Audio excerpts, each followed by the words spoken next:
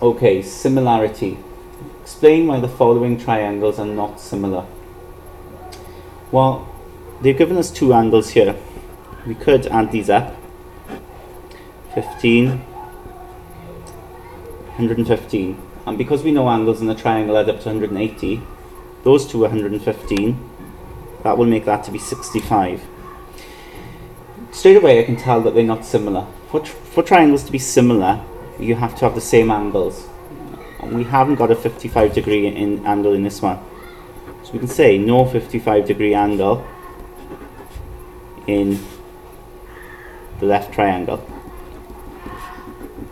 Okay? For similar shapes,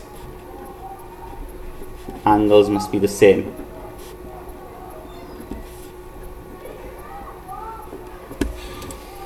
Okay, in this one, explain why the triangles are similar.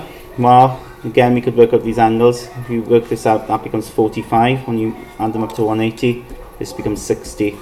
They're similar. Angles are the same. They're not necessarily congruent. Congruent means that they're identical in size as well. This triangle could be larger than this triangle. It's still similar. The angles are still the same, except this would be an enlargement of this one. So they're not identical, they're not congruent. Right, this question here, explain clearly why triangles ABC, PQR are similar. Now if triangles are similar, then the corresponding sides, for instance this side here AC corresponds to this side PR, the ratio here would be the same as the ratio with another pair of corresponding sides, like these ones here and these ones down here. Okay, so the ratio of the sides will be the same. Think of it as an enlargement. Okay, an enlargement. And the scale factor that's been enlarged by will be the same for each pair of corresponding sides. So we can actually work out what this scale factor is.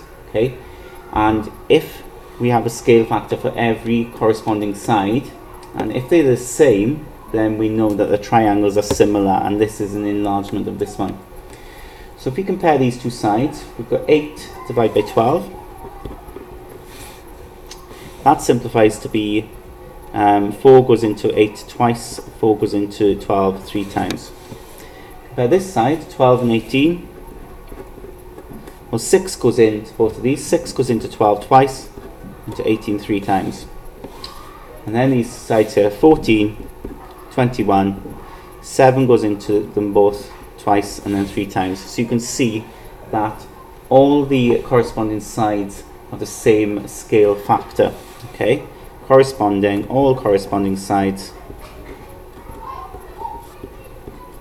have same scale factor. In other words, the enlargement is the same for each corresponding side. So this is an enlargement of this. The angles will be the same. It's similar. Okay, let's look at a GCSE question. Now they're asking here for us to find side FE. So this side here. Now often in the exam they will call it a letter. In this case they don't, but we could call it X. What you need to do to start with is have a look to see if there is corresponding sides where the information is given, and there should be. You can see here, look, that side has been given, that side has been given, these two sides have been given.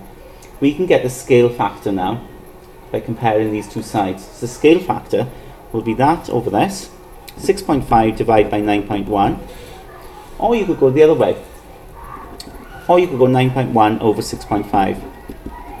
Okay, this will be the scale factor, the enlargement scale factor. Now, to work out X, we need to figure out what side it corresponds to. It corresponds to this side, 11.5. Now what we've got to do is multiply 11.5 by this one or this one. We have to decide which scale factor do we multiply it by. Now quite simply,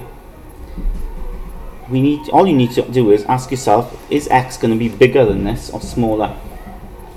Well, because this triangle here is bigger than this one, the side here is bigger than this one, we want X to get bigger. We want X to be bigger than 11.5. So for it to be bigger, we have to multiply it by a fraction that's got the biggest number on the top. So 9.1 over 6.5. And you get an answer. I get my calculator, so you have to wait until I get a calculator.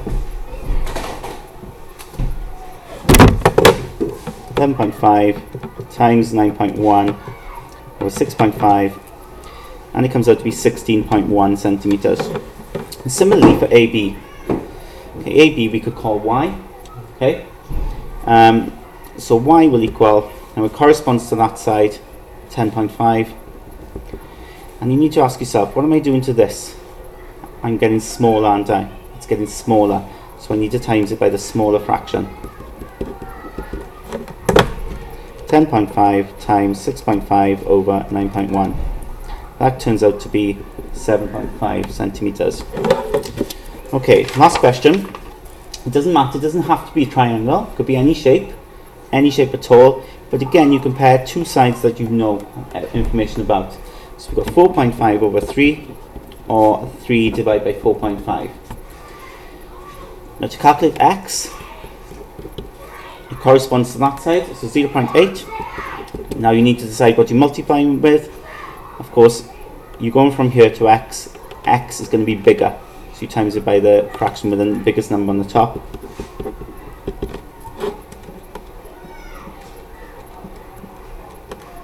That turns out to be 1.2. Y corresponds to 2.4. Of course, to get y, you're going smaller. Y is smaller, so you times by the smaller number on the top.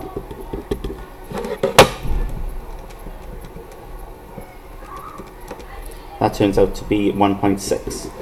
So x is 1.2 centimeters, y is 1.6 centimeters.